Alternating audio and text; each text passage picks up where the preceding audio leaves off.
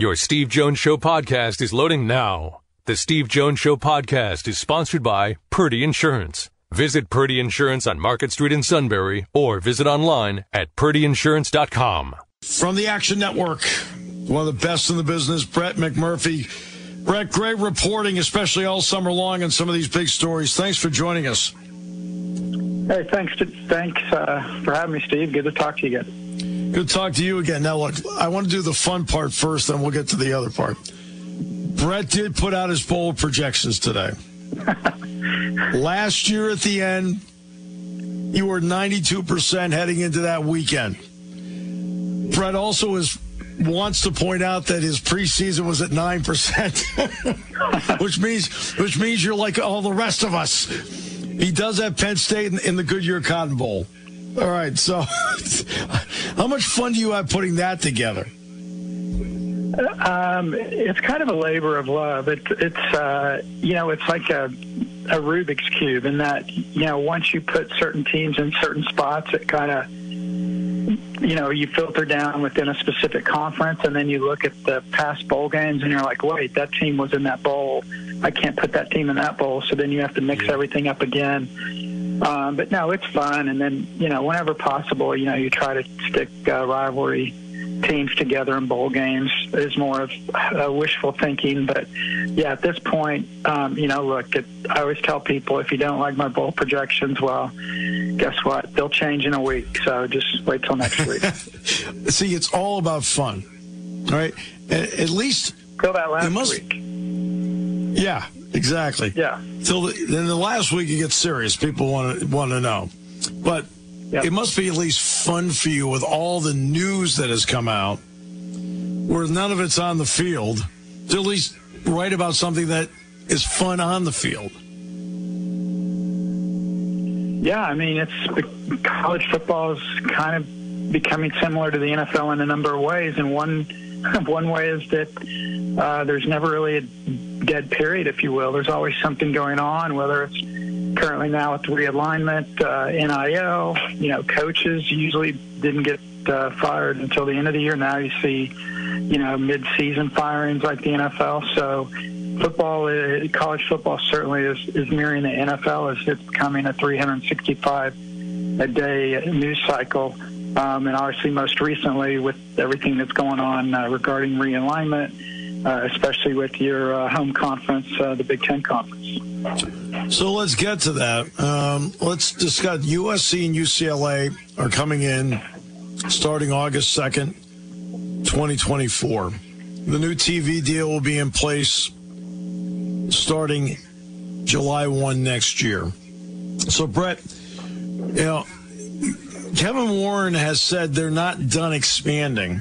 So let's talk about this Oregon proposition first that was put out at Action Network HQ. What do you know about that? Because obviously it doesn't sound like it's the highest level of discussion. Well, it is, but it isn't. I mean, because here's the deal. I mean, one, I wouldn't have reported it if it wasn't significant. And I did want to make clear that, the Oregon president, AD Rob Mullins, and Kevin Warren are not in this meeting. But what it is, it's people a little bit further down the food chain, if you will. And basically they want to get all their ducks lined up in a row, but play on words. As far as this moving further up the food chain so they can go ahead and pull the trigger on this. The same thing happened with USC and UCLA. The only difference was the USC stuff did not get out until literally the day of when they were officially announced. So now with all the talk privately and publicly about expanding within the Big Ten, these things, I was able to get this out, and, it's pretty significant because the Pac-12 is in the midst of trying to, they're trying to, engage and finalize a new media rights deal for the league that starts in 2024. But then you've got the dilemma that Oregon, Washington, Stanford, Cal, the Arizona schools, Colorado, Utah, they potentially could be in the Big Ten or the Big 12.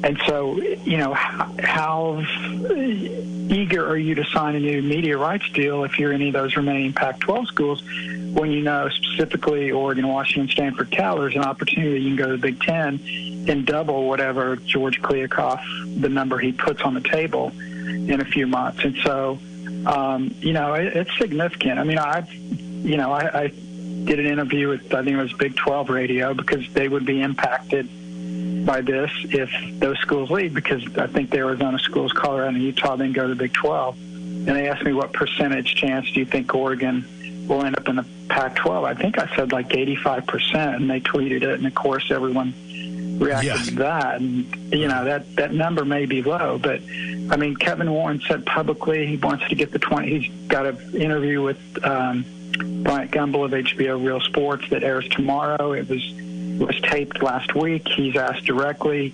I've seen the transcript of the interview. Do you foresee the Big Ten at 20 teams? And he said yes. He didn't say maybe. He said he didn't say possibly. He didn't say let's see. He said yes. I think that's very telling. And the biggest criticism of USC and UCLA being in the Big Ten is they're stranded on an island. Their poor kids are going to have to travel across the country. Well, how do you solve that problem? You had 4 more schools on the West Coast, and now suddenly that's not quite an issue. Grant of rights is an issue, especially for the ACC. It's also an issue when it comes to the Pac-12 or Pac-10, but it's the opposite issue. Their grant of rights runs out in 22 and a half months, thus they're exponentially more vulnerable. So is it safe to say, Brett, that one of two things happens within a year, that schools leave to go to the Big Ten, or the Pac-10 signs a deal with a new grant of rights, and those are the two scenarios? To be very honest, Steve, unless the Big Ten does a total 180 on everything they've said about expansion, I think the only option is option one. And those schools sign to go to the Big Ten, and then you have the other schools signed to go to the Big 12. And that, because look, you can leave, if you're a Pac-12 member, you can leave and go to another league at the start of 2024, and do not lose your grant of rights. So it's all based on timing. So why is the Pac-12 so, an endangered species right now and not the Big 12? Well, I'm an alumni from the Big 12, and a year ago the Big 12 was in this position. The only reason the Big 12 is not in this position now, and this is the honest truth, is because there's no schools in the Big 12 that the Big 10 or the SEC wants. They already got Oklahoma and Texas. So nobody wants them. For once, that's actually an advantage, because the schools in the Pac-12 are attracted to the Big 10. That could ultimately lead to the end of the Pac-12, which would be sad. I don't like leagues going away. I hate that. Southwest Conference whack, the Big East football, et cetera, but Pac-12 has been around for 107 years. I don't think it's going to be around past 110 years, to be honest. Interesting. And again, they're most vulnerable because their grant of rights are up first. The grant of rights that are up last are the ACC. I know that several people have looked at the grant of rights. I know you have as well. It seems like it's extremely difficult to get out of unless you want to pay a huge number. Is that fair? Yeah, I mean, Steve, look, a lawyer can get out of anything. You can get out of any contract. Are you willing to pay? Are you willing to pay that much money? The other thing is, do you really want to be the school, any school in the ACC, do you really want to be that school to challenge the grant of rights? Do you want that scarlet letter on your chest? Because if you're not successful, you're always going to be known as the school that tried to get out and couldn't get out. But that's good news for the ACC, because if they weren't locked into those grant of rights, I guarantee the SEC would go after North Carolina, Virginia. They'd go after Clemson, maybe Florida State. I think the Big Ten also would have an interest in Miami, possibly Florida State, also Virginia and North Carolina. But they've got 14 years left, and it's kind of like the old Meatloaf, Paradise by the Dashboard Light song. I love you till the end of time, and then I'm praying for the end of time. They're praying for the end of these grant of rights in the ACC, because they're going to be making half of what the Big Ten schools are going to be making. They're going to be making half of what the SEC is making. And to sum up how crazy college football is right now, Vanderbilt's making more money than Clemson in their media rights deal, and Rutgers is making more than Alabama. Yes. In fact, first of all, two parts. Number one, I never thought the great philosopher Meatloaf would be quoted on this show, but it's really cool you did. Number two, before USC came in, and this goes back to May, I said almost verbatim the same thing. If I'm USC, I'm looking around saying, Rutgers is making more than we are? No. Absolutely. Yeah, and that's exactly what they thought. And to be very honest, and since you brought that up, Steve, I have not reported this ever, but I'll tell you this. I don't remember the exact time frame. It could be anywhere from 3 to 6 years ago. I'd have to go back and scrounge through some old notes and different things. But I know that USC had an interest in the Big 12. Now, this was, low-level stuff. It was never anything I reported because, one, they didn't want it out. Two, they weren't sure if that's what they were going to do. But, yeah, USC's been, in one way or another, they've been trying to get out for a long time. And now, college football has become the mini NFL. You have 16 to 20 schools in the Big Ten, 16 to 20 in the SEC. One's on Fox, one's on ESPN. The two conferences will meet, and it'll be college football's version of the Super Bowl. Probably the California Board of Regents can't do much about UCLA going to the Big Ten. This doesn't affect USC; they're a private school. But would it appease the Board of Regents if Cal were a part of it? Bingo. You're 1,000% right, and that's why Cal is under consideration. Governor Newsom cannot, and I guess legally they can do something, but they're not going to make UCLA withdraw from the Big Ten. If so, then have me back on and throw tomatoes at me and say you were dead wrong on this. I don't see that happening. However, I think that's one way you can quiet Governor Newsom and the Board of Regents is the Big Ten adds 4, and Cal is part of that group. Now the Big Ten will say, well, we like Cal because they're academics, et cetera, but behind the scenes, you're absolutely right. It appeases Governor Newsom. And again, not that he could stop this, but he could make life a lot easier for the Big Ten if that happened also. By the way, if they're throwing tomatoes, I would be standing next to you because I've made the same statement. So, okay. So we can just kind of split the tomatoes, okay, as they get thrown at us. The next part is the Notre Dame part of it. I mean, really, legitimately, the only gigantic chip left in the game. NBC's wants to negotiate with them. I don't know if they've opened negotiations or not. We know what Notre Dame said, $75 million. Rumors are saying they get 60. How do you see that playing out with them? Well, at least from the people I've talked to within the Big Ten right now, and again, things have changed so quickly. But right now, they envision Notre Dame remaining an independent. They believe that the 60 to 75 million, whatever that final number is close enough to what the SEC and Big Ten will have. Now, the two things that can change that, one is that the money just continues to get obscene with the Big Ten and the SEC, and they believe there's too much of a gap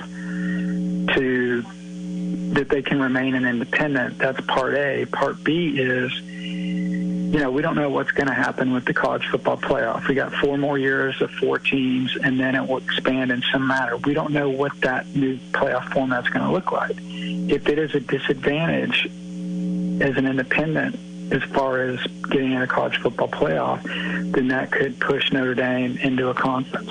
I think at the end of the day, and I've said this as long as I've been covering college football, which has been a long time, Notre Dame wants to be an independent. They prefer to be an independent.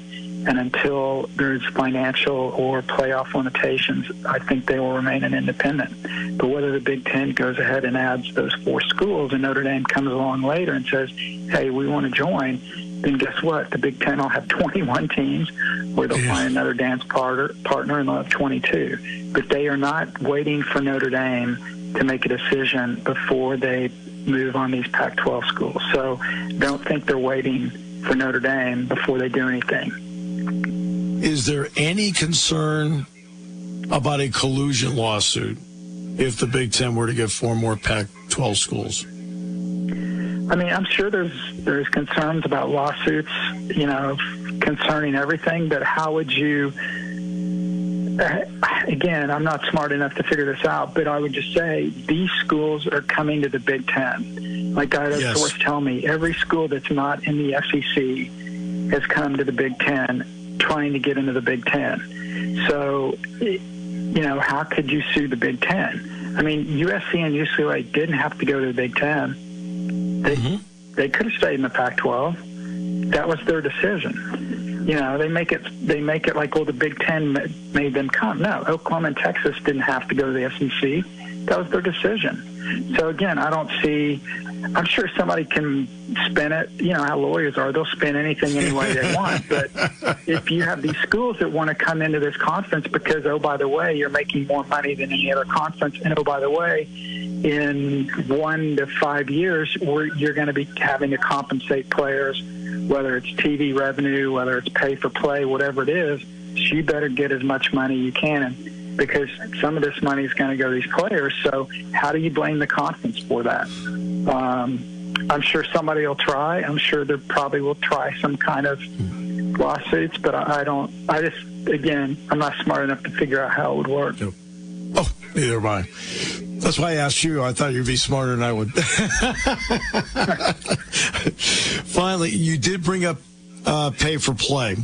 Part of this interview that Brian Gumbel does on Real Sports on HBO with Kevin Warren does include Brian Gumbel, and you put it out, by the way, on your Twitter account that was released by HBO, where he's asked about paying players. How do you see that coming about, and the fact that he is so direct about it? I think from talking to Kevin and talking to some other commissioners, I think, and also a ton of ADs, they all realize that this is going to happen. I mean, we have an NIL right now, and that's a mess. I would compare it to the Wild Wild West, but I don't want to insult the Wild Wild West. But the pay for play or compensating players or whatever, they have witnessed what happened with the NIL, and it's a mess. So I think what they want to do is they want to get ahead of this pay per play. C.J. Stroud, Ohio State's quarterback, remarked the other day he thinks the players should get, a percentage of the TV deal. And, I can't disagree with him. So I think what Kevin Warren is trying to do, and the other commissioners, is they want to come up with a plan beforehand, as opposed to NIL, where, all the horses are out of the barn, and now you're trying to rope them all up and get them back in with NIL. That's never happened. They're scattered everywhere.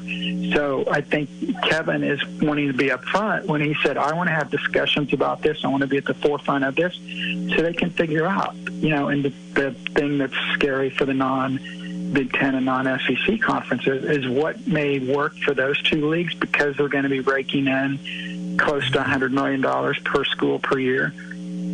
What may work for them may not work for the Big 12. It may not work for the ACC. It's certainly not going to work for the MAC, Conference USA, the American, etc.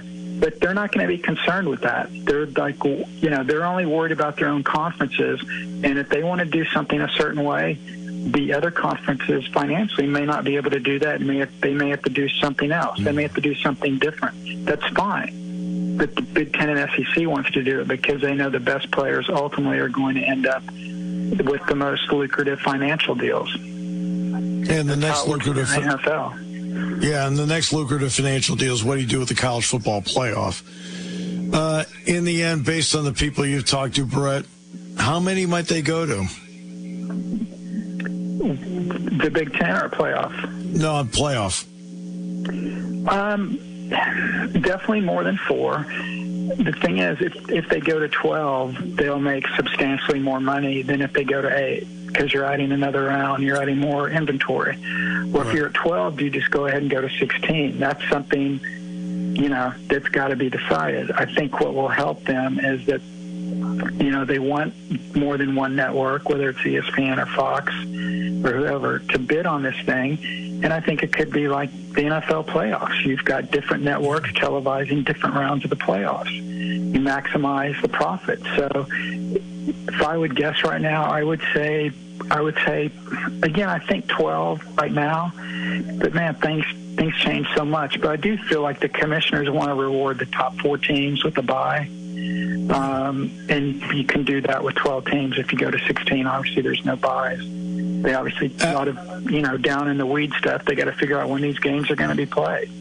Because very honestly, the NFL's gobbling up all the TV spots in January and in December. So they've got to find out a calendar when they can do this, and also that works with scholastic schedules. That is, if kids are still going to class, the new playoff format. Who knows? It may not be. Absolutely incredible stuff. Brett, great work as always. And I know you've been busy and doing a lot of these. You're not bad for an Oklahoma State guy. Pretty good. Appreciate you so much, Brett. We look forward to talking to you again because I think you just gave the audience a pretty good education. Anytime, Steve. Take care. Thank you.